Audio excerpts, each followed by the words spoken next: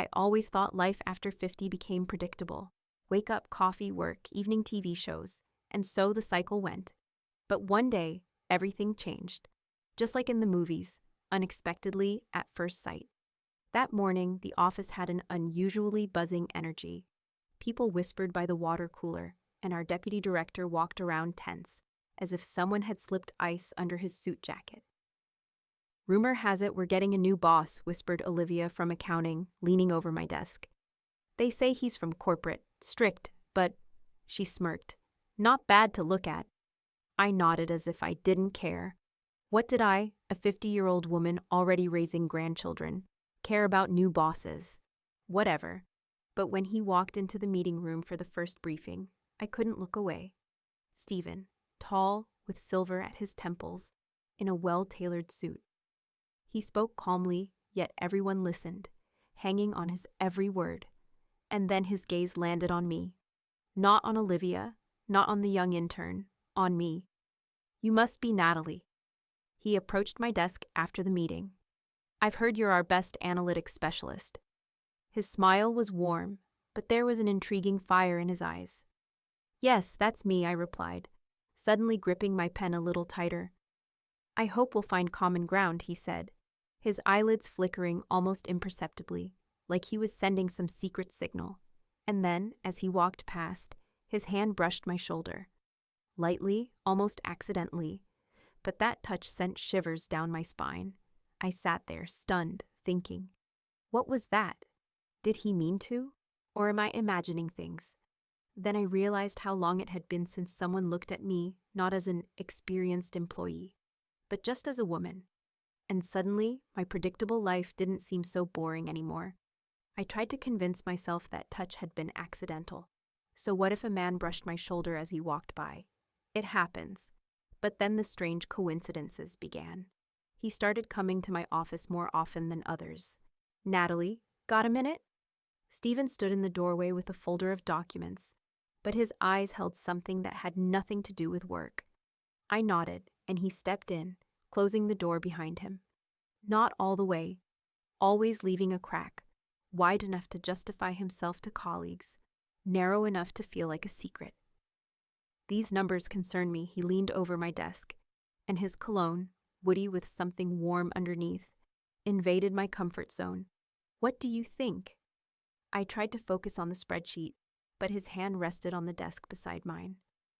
Too close, close enough that I could feel his body heat. "I'll double-check them." My throat suddenly went dry. He smiled as if he knew I wasn't thinking about numbers. "Thank you." His fingers grazed my wrist as he took the folder back. "You're always so attentive." This time I knew it wasn't an accident. Then came the company party. I hadn't planned to go. What would I even do there, surrounded by all those young people? But Olivia half forced, half tricked me into changing my mind. "What are you burying yourself alive? Put on something nice. We're going." I wore that dark burgundy dress I'd bought last year and never had the courage to wear. It hugged me a little too tightly, but it looked good. Stephen arrived late, in a gray blazer, no tie. He spotted me across the room and held my gaze a second longer than necessary. "Natalie," he approached with 2 wine glasses. "Didn't expect to see you here." "Neither did I." I took the glass, avoiding his eyes. "You look..." He paused, as if searching for the word. "Elegant tonight." His gaze slid to my neck, and I felt myself flush. "Thanks." I looked away, but it was too late. He'd noticed. We stood so close I could feel his breath. Then someone called his name, and he left, but not before his hand barely skimmed the small of my back, like it was nothing. I finished my wine thinking one thing. I'm not playing by the rules anymore, and it terrifies me and thrills me. The company party turned out to be the place where all our office masks began to dissolve in wine and music. I sat at a small table, nervously twisting my glass, when suddenly I felt someone's gaze on me. "Natalie, are you planning to sit in the corner all evening?" I looked up and locked eyes with Stephen. He stood before me with his blazer unbuttoned, 2 champagne glasses in hand. I'm just observing," I mumbled, feeling warmth spread across my face. He sat down beside me, deliberately too close. His thigh barely touched mine, and I felt my heart begin to race much faster than a few sips of alcohol could explain. "You look special tonight," he said, his eyes sliding over my dress. His voice was low, slightly husky.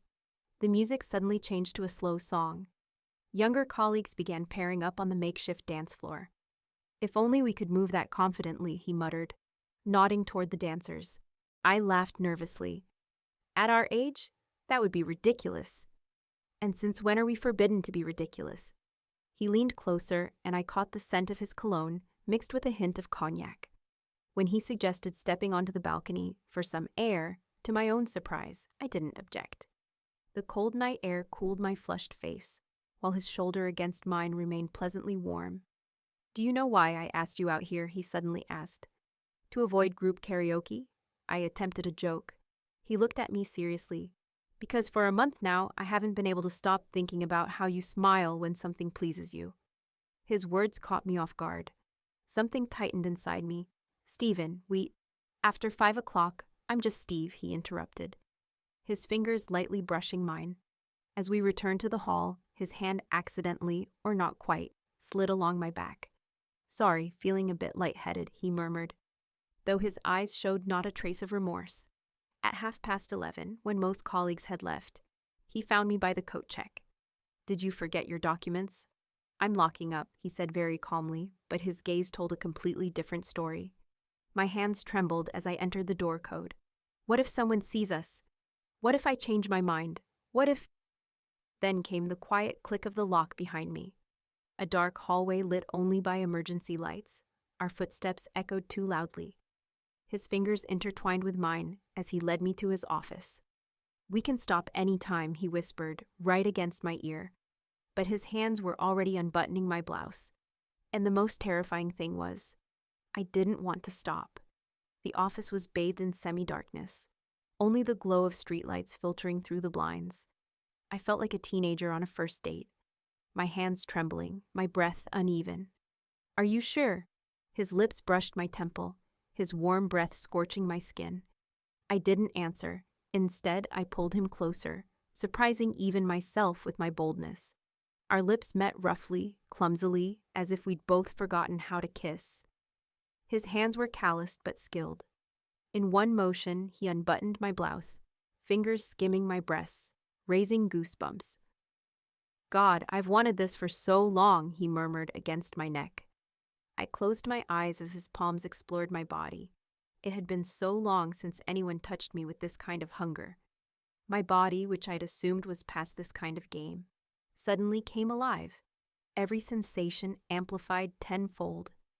He guided me to the couch, fingers already working on my skirt.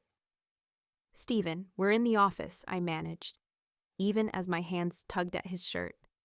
"So?" he smirked, shrugging off his jacket. "I'm the boss. I'll allow it."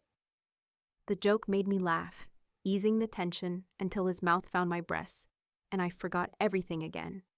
His body was firmer than I expected for his age. When he entered me, I gasped, not from pain, but from the overwhelming fullness. "You're so warm," he rasped, teeth grazing my shoulder. We moved against each other like we were making up for lost time. The couch creaked beneath us, but I didn't care. All I felt was him, his hands on my thighs, his breath on my skin, his body inside me. When pleasure crashed over me, I dug my nails into his shoulders hard enough to leave marks. He groaned in my ear, his body tensing, then collapsing onto mine. Silence, just our ragged breathing. He pulled me close, lips brushing my forehead. "Well, Natalie," he whispered. "Guess I'm at your mercy now," I laughed, feeling something long forgotten bloom inside me. Then, a knock at the door. The knock at the door hit like a thunderclap. We froze, his body still pressed against mine. "Who's there?" Steven barked, his voice rough. "Security doing rounds," came the reply.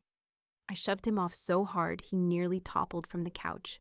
My hands shook as I fumbled with my blouse, suddenly impossibly small.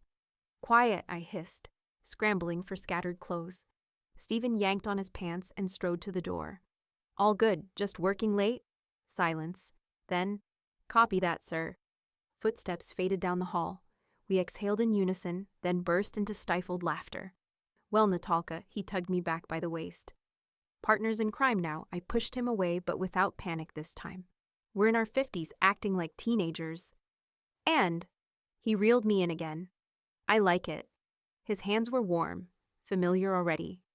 Dawn found us in his office. Beyond the window, the city blinked awake. Now what? I finger-combed my hair. Now. He rubbed his stubble. Now I take you on a real date. No office couches. I arched a brow. Seriously? I'm 53, Natasha, sick of my own routines. His gaze turned unguarded. I want to live.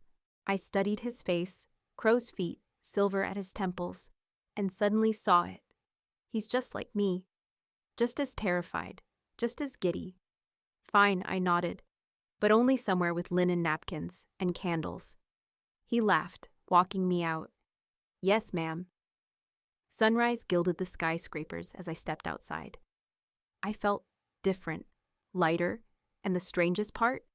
I couldn't wait for tomorrow. Love, lust, or a little office mischief. Share your own unexpected romance story in the comments. We're all ears.